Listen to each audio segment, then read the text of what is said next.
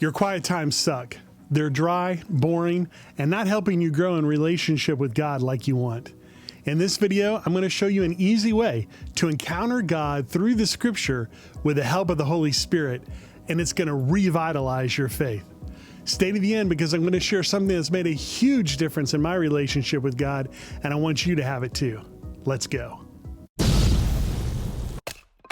Y'all, I'm so glad you're here. I'm Matt, and I provide gospel guidance to encourage and equip pastors and Christian men to thrive in their spiritual, emotional, and relational health. For practical, doable steps to reclaim your schedule, lead with peace, and thrive in your calling, download my free guide, 7 Keys to Balance Your Personal and Ministry Life. I'll leave the link below. The first step to breaking through that wall and having a personal encounter with God through the scripture is to admit that you're stuck. Sure, you read the Bible, but you still feel distant from God and you're not sure how to deepen your relationship with Him. I totally get it, even as a pastor, especially as a pastor. There have been seasons in my life when I shrank back from seeking God for myself. I mean, I read the Bible, but I did so mostly to get something from it to give to someone else and not for my own relationship with the Lord. And that's not a sustainable strategy for spiritual health and growth. I hit a wall, and maybe you know what I'm talking about. Maybe you've hit that wall too. So how do you break down that wall? How do you encounter the God behind it? The second step for breaking down that wall and having a personal encounter with God through the scripture is to stop just studying the scripture. The purpose of reading the Bible is not information and knowledge alone. That's the fruit of reading the Bible, but not why we read the Bible. The purpose of Bible reading is to lead us to Jesus. Jesus actually confronted the Pharisees for reading the scriptures for just information and knowledge alone. He said, "You study the scriptures diligently because you think that in them you have eternal life. And yet these are the very scriptures that testify about me, yet you refuse to come to me to have life." The Pharisees were studying about God rather than connecting in a relationship with God. One of my favorite Anglican prayers written by Archbishop Thomas Cranmer is this: "Blessed Lord, who caused all holy scriptures to be written for our learning, grant us so to hear them, read, mark, learn, and inwardly digest them, that we may embrace and ever hold fast the blessed hope of everlasting life, which you've given us in our Savior Jesus Christ, who lives and reigns with you in the Holy Spirit, one God, forever and ever. Amen." The purpose of reading the Bible is to embrace and hold fast the everlasting life in relationship with our Savior Jesus Christ. Getting through the wall to encounter Jesus happens by opening the Bible and asking, "Lord Jesus, by your grace, please give me the desire and the ability to meet with you in and through this scripture, and with the help of the Holy Spirit, to hear what you want to say to me. And Lord, please help me to respond gratefully to your loving guidance by joyfully putting it into practice." The third step to a personal encounter with God through the scripture is to discover imaginative prayer. Imaginative prayer. I really grew in this practice during my training to become a spiritual director. Imaginative prayer is connecting with Jesus through the scripture with the help of our Holy Spirit captivated imagination. Imaginative prayer isn't merely a left brain experience of Bible study. It also engages our right brain for a more holistic experience of the presence of God. In other words, imaginative prayer is a whole brain pursuit of Jesus for the life He promises us when we come to Him.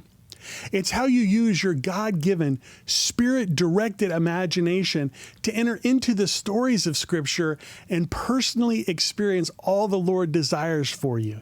It's placing yourself in the story and experiencing it as if you were actually there. Richard Foster talks about the benefits of using our imagination when we interact with Scripture, saying, "We begin to enter the story and make it our own. We moved from detached observation to active participation. Using the imagination also brings the emotions into the equation so that we can come to God with both mind and heart." By using imaginative prayer, you move from just reading about Jesus to actively participating in the gospel scenes, responding to Jesus' invitation to come to Him for life. This is how the Holy Spirit makes the Word of God come alive to us so that we actually can meet with God and internalize the truth and grace of His love in a profound, personal, and transformational way. Eugene Peterson writes, "For Christians whose largest investment is in the invisible, the eternal, the imagination is indispensable.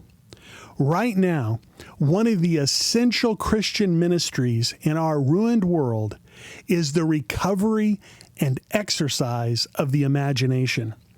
Imagination is the mental tool we have for connecting material and spiritual, visible and invisible, earth and heaven. Imagination catapults us into mystery." You see, the practice of imaginative prayer helps us move away from an intellectualized, factual, and distant understanding of God and move toward a deeper, personal experience of knowing God. Okay, the fourth step to a personal encounter with God through the Scripture is to practice the 8 steps of connecting with Jesus. And I want to take you through each one of these steps to get you started with imaginative prayer. Let's do this. The first step is to secure your resources. You need a Bible, a journal, a writing instrument, and a quiet place with no distraction. 1 hour is recommended, and if that's not possible at first, I want to encourage you to build up to it. Second, select a scene from one of the 4 Gospels. Settle into your place of devotion and pick a story where Jesus is interacting with someone. It doesn't have to seem particularly interesting or new because God has a way of making the Scriptures come alive and applicable to us. Third, seek the Lord. Have faith that God really wants to meet with you and expect to encounter Him. Invite the Holy Spirit to captivate your God-given imagination and to make Jesus, the living, risen Jesus, present to you in a personal and meaningful way. Fourth, step into the story. Visualize your encounter with Jesus like it's a movie and place yourself in the middle of the scene. Pay attention to the details, the sights, the sounds, the tastes, the smells, the emotions. Track with the people, the unfolding dialogue, all the actions taking place around you, and the responses, and your responses. And most importantly, allow Jesus to minister to you in personal and specific ways. Fifth, speak with Jesus. It might feel a little awkward at first, but try it. Out loud. Be relationally present to Jesus. Talk with Him. Tell Him what you think. Tell Him how you feel. What would you like for Jesus to do for you? Ask Him. Remember that Jesus said, "I didn't come to be served, but to serve and to give my life as a ransom for many." So how is it that you would like the Lord to give His life for you in a personal, specific, concrete way? Let Jesus serve you. Ask Him for what you desire, for what you need to grow in your relationship with Him and to live out your gospel identity. Quiet yourself and listen with your heart for any words or phrases or pictures the Lord communicates with you. You know it's the Lord speaking to you when what you hear is consistent with God's character, God's word, who God created and redeemed you to be in Christ.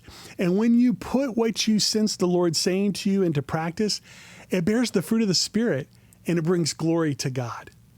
So what is Jesus saying to you personally? What does he want you to know? What does he want you to receive from him? Sixth, surrender to Jesus. Open your heart to him. Open your life to him. Yield to what he communicates. What would it look like for you to live in grateful response to what the Lord says to your heart? Seventh, journal your encounter with the Lord. What was the experience like for you? What memories came up for you? What emotions got stirred up in you? What did the Lord show you? What did the Lord say to you? What did the Lord do for you? And how are you responding? Journal, reflect, write, draw pictures, express why you think what God is doing in you and through you and for you is so important. Journaling your encounter with the Lord is an honest, relational, heartfelt summary of your encounter. Eighth and finally, compose a prayer. Pray it and then live it out each day. This is such a helpful way to make your encounter with the Lord real and to put it into practice.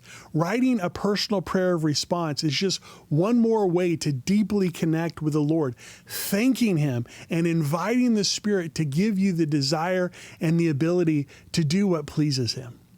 Your God-given, Spirit-directed imagination is a powerful way God helps you connect deeply with him, to know Jesus more personally, and to listen to him more faithfully and fruitfully. By doing so, we're able to say with the Samaritan villagers, we no longer believe just because of what someone else said. Now we have heard for ourselves, and we know Jesus really is the Savior of the world. Okay, here's the bonus practice I promised.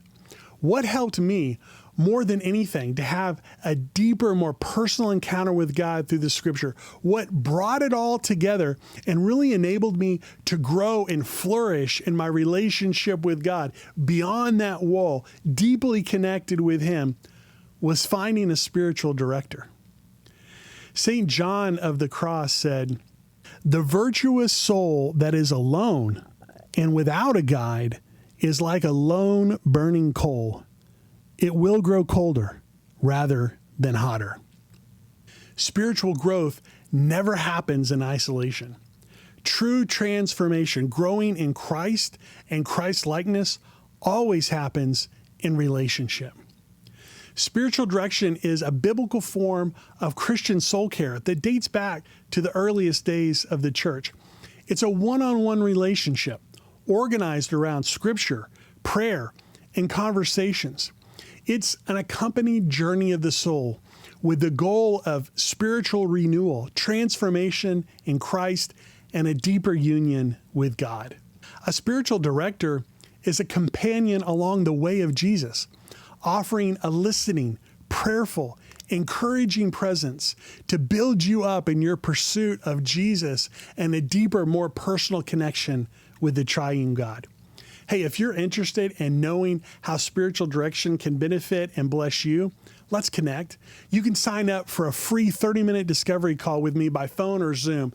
I'll leave a link below. I would love to accompany you. Imaginative prayer will transform your scripture reading from a mere passive activity that sucks into a vibrant, life-changing encounter with God that leads you to the life that Jesus promises you in him. Hey, leave a comment below and let me know how this helps you develop a deeper and more personal connection with Jesus.